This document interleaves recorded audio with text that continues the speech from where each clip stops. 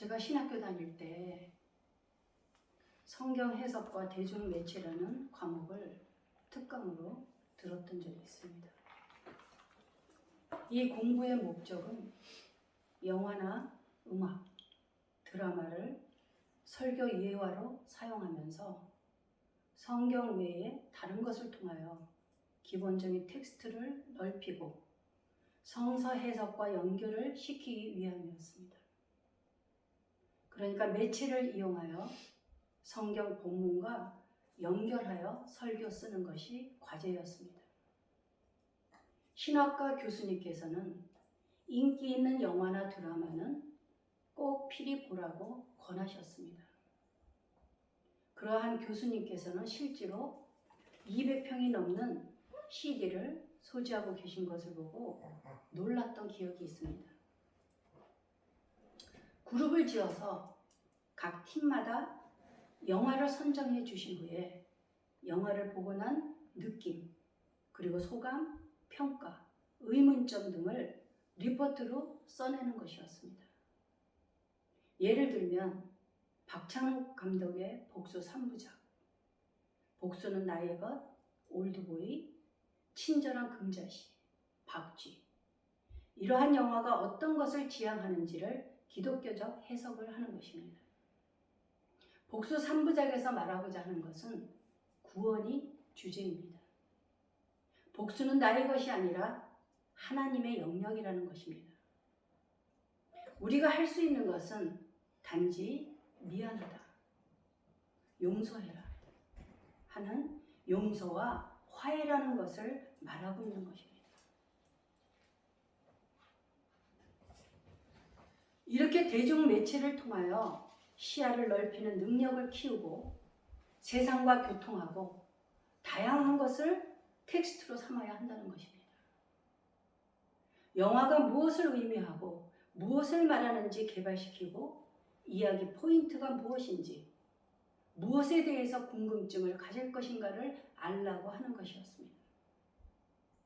그러다 보니 영화를 제대로 읽기 위해서는 4가지 기본 구조를 이해해야 합니다. 어떻게 의미를 만들어내고 무엇 때문에 만들어졌고 관객은 왜 이 영화를 보는지 등을 살펴보아야 한다는 것입니다. 특별히 영화는 카메라 초점과 조명과 배경, 색 등 사회적 의미나 정치적 의미로 사용되기 때문입니다. 예를 든다면 영화 쉬리에서 대형 어항의 파괴됨이 나타내는 것은 함께 갈 수 없는 이데올로기의 모습을 말한다고 볼 수 있다는 것입니다. 그 다음으로 미장센을 이해하는 것입니다. 영화의 한 장면 한 장면마다 감독이 말하고 싶은 것들을 찾아내고 읽는 것이라고 하는 것입니다. 예를 들면 람보나 터미네이터에서 카메라를 땀나는 근육을 지속적으로 보여주는 것은 남성의 강인함이 세상을 구원할 것임을 말한다고 볼 수 있다는 것입니다. 그 다음으로 감독의 창조적 정신과 편집을 이해하는 것을 알아야 합니다. 영화가 어떻게 편집되었는지를 아는 것은 매우 중요합니다. 편집은 감독의 의미 창출의 마지막 단계이기 때문입니다. 마지막으로 우리가 영화를 제대로 읽기 위해서는 내러티브와 장르를 이해하는 것입니다. 영화가 말하고자 하는 장르와 그 이야기의 전개를 아는 것은 영화를 바로 이해하는 데 매우 중요하다는 것입니다. 이 4가지가 바로 영화를 읽는 기본적인 작업입니다. 이것은 그리스도인이나 비그리스도인에게 있어서는 동일합니다. 그러나 여기에 그리스도인으로서 우리가 던져야 할 질문이 있다는 것입니다. 그것은 감독의 세계관을 분별하는 작업이며 동시에 나의 정체성을 지키는 일이기 때문입니다. 맥도날드는 여기에서 그리스도인은 2가지 질문을 해야 한다고 말합니다. 그것은 선한가? 또 하나는 진실한가. 우리가 여기서 주의할 것은 영화는 오락물이지만 거짓을 줄 수 있다는 것을 기억해야 합니다. 사랑하는 여러분, 그리스도인들은 대중 매체를 보면서 그저 흥미 위주가 아닌 기독교적 재해석을 할 수 있어야 한다는 것입니다. 영화나 드라마는 그 시대를 반영하고 사랑과 미움, 선과 악, 범죄와 인간의 끝없는 욕망 같은 것을 통하여서 인간의 실상과 실체를 보여주고자 하는 것입니다. 저는 얼마 전에 인간에 관하여 그리고 죄에 관하여 더 깊이 일깨워주는 미국 드라마를 보았습니다. 그것은 장기간 미국에서 드라마로 방영되었던 범죄를 다룬 프리즌 브레이크였습니다. 이것을 본 저의 소감은 세상에 의인은 없고 하나도 없으며 모든 인간은 다 똑같다라는 것입니다. 범죄를 저지르고 교도소에 들어가 있는 사람이나 교도소 밖에 있는 사람이 다른 것이 하나도 없다는 것입니다. 오히려 밖에 있는 사람이 더 나쁘다고 하는 것이 충격적이었습니다. 서로의 유익을 위해서는 적과 한 팀이 되기도 하면서 범죄자가 정부 요원에게 경찰이 범죄자보다 더 썩었다고 말합니다. 그런가 하면 상대방을 속이는 범죄자는 게임의 이론을 이렇게 이야기합니다. 게임의 이론에서는 두 얼굴을 갖는 게 중요하다. 최대한 끝까지 친구인 척, 자신을 사랑하도록 구슬려서 최악의 순간에 손해를 보더라도 그를 위해 행동하게 만드는 것이 바로 게임 이론이라는 것입니다. 비정함으로 무장된 승리를 향한 집념, 남들은 피해를 보더라도 진짜 게임에서는 모든 게 모두가 소모할 대상이라고 하는 것입니다. 사람을 만나 친해진 뒤 주변에 두고는 때가 되면 필요에 의하여 소모하게 만든다는 악한 사람의 대사를 들었습니다. 이것은 드라마 속에서만이 아니고 현실과 다르지 않을 것입니다. 그 이유는 인간의 본성과 죄성과 속성이 다 똑같기 때문입니다. 그것을 다시 한번 일깨워준 드라마였습니다. 그러나 결론은 하나님께서 반드시 의인의 편이라고 하는 것입니다.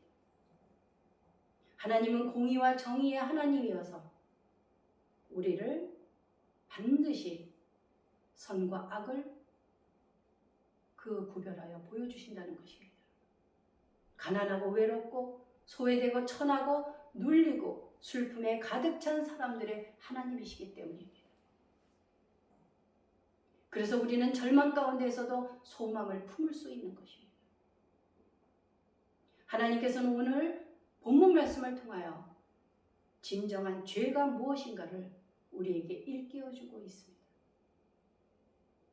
어리석은 자는 그의 마음에 이르기를 하나님이 없다 하나도다.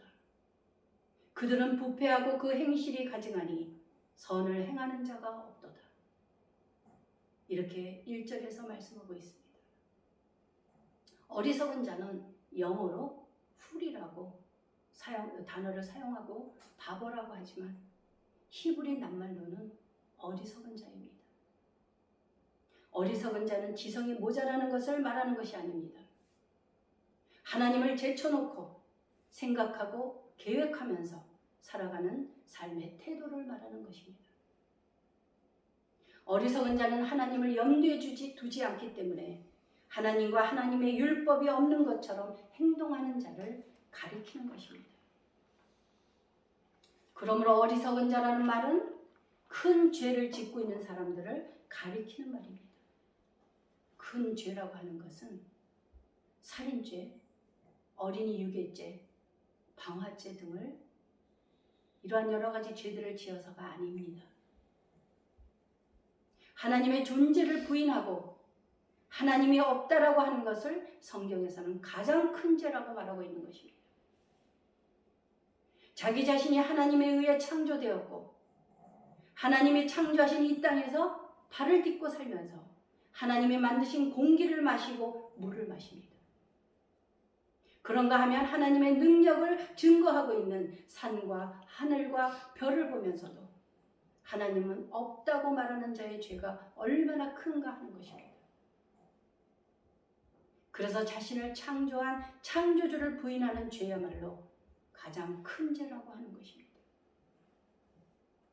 그들은 바로 어리석은 자라고 성경에서 경고하고 있는 것입니다. 여러분들은 새해를 맞이했습니다.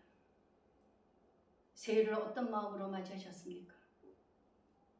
새해가 되면 많은 사람들이 토종 비결이나 한 해 운수를 알아보기 위하여 유명한 점집을 찾아다닙니다. 많이 배웠다는 지식인들이 유명하다는 점집을 찾는 것을 보았습니다. 정치인들은 당선이 되나 안 되나, 대학교에 합격이냐 아니냐, 결혼을 해야 하나 아닌가, 여러 가지 문제들을 가지고 점집이나 철학을 푸는 집을 찾아다닌다는 것입니다. 솔직히 저도 예수님을 믿지 않을 때에도 그랬고 교회를 다니면서도 믿음이 없을 때 용하다고 하는 점집이나 무당집을 찾아다녔습니다. 하나님이 정말로 살아계시다는 참 믿음이 있었다면 아마도 그러한 어리석은 짓은 하지 않았을 것입니다. 이제 새해가 되었으니 다른 곳은 다 불경기라도 점집들은 호황일 수도 있습니다. 제가 이번 설교를 위하여 유명한 점집을 검색해보니 많은 사람들이 용한 점집을 추천해달라는 댓글들을 볼 수 있었습니다. 어느 사람은 아파트가 팔리지 않아서 용하다는 점집을 가서 물었더니 점쟁이가 말한 대로 금방 팔렸다는 등 과거를 기가 막히게 잘 알아맞춘다면서 추천을 하는 것입니다.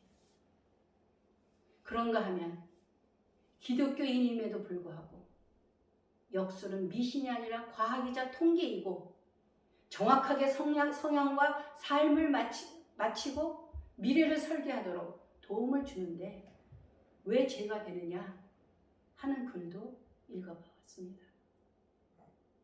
그런데 사랑하는 여러분, 사무엘상 15장 22절과 23절에서 분명하게 말씀하십니다. 사무엘이 이르되 여호와께서 번제와 다른 제사를 그의 목소리를 청종하는 것을 좋아하신같이 좋아하시겠나이까? 순종이 제사보다 낫고 듣는 것이 수장의 기름보다 나으니 이는 거역하는 것은 점치는 죄와 같고 완고한 것은 사신 우상에게 절하는 죄와 같으니라. 우상에게 절하는 죄와 점치는 죄는 하나님 앞에 순종하지 않는 죄와 같다고 말씀하고 있는 것입니다. 구약 성경에서는 점치는 죄가 영적 간음이라고 말씀합니다. 하나님을 믿지 않고 그 외의 사랑과 우상을 섬기는 것이 바로 간음이라는 것입니다.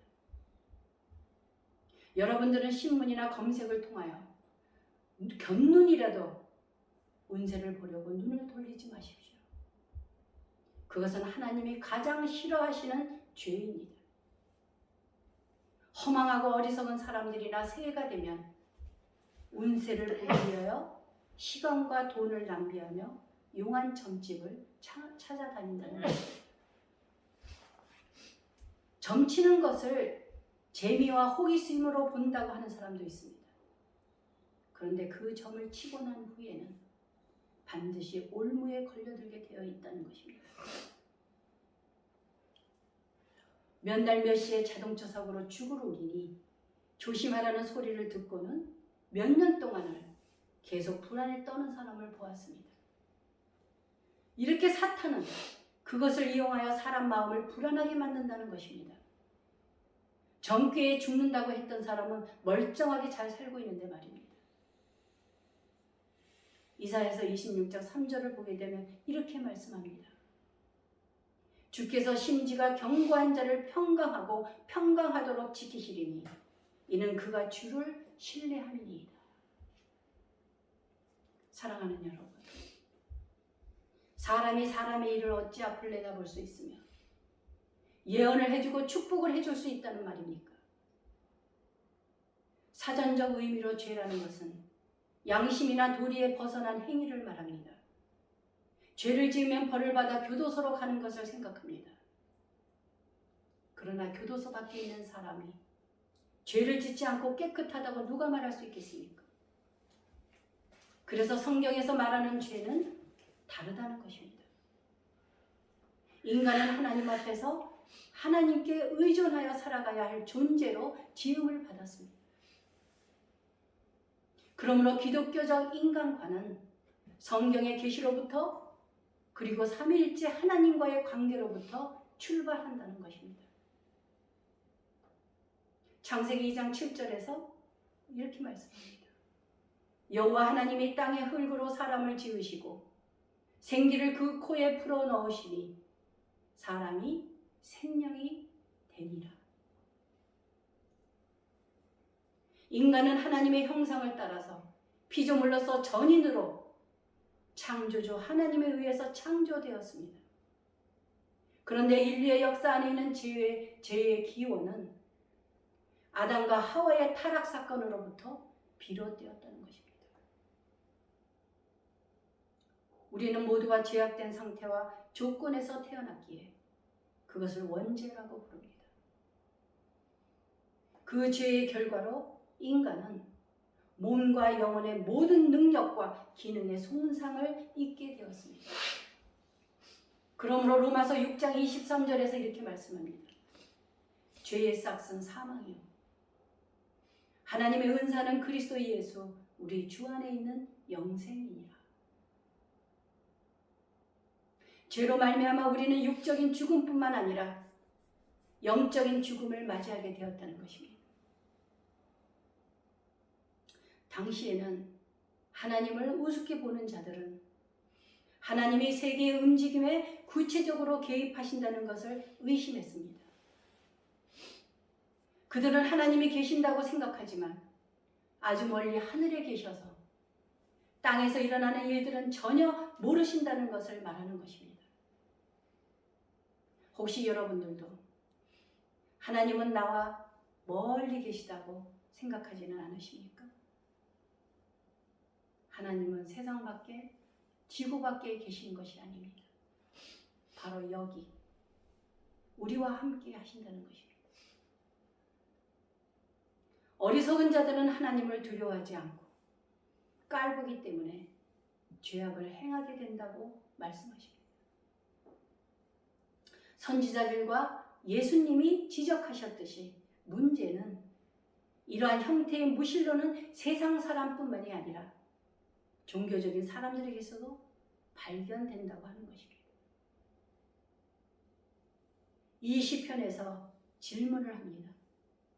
사람들이 어려울 때 그리고 삶의 결정적 순간에서 이스라엘의 하나님이신 여호와의 실체를 영접하는지의 여부를 묻고 있는 것입니다. 사랑하는 여러분, 우리가 하나님의 속성을 알아야 하는 이유가 여기에 있습니다.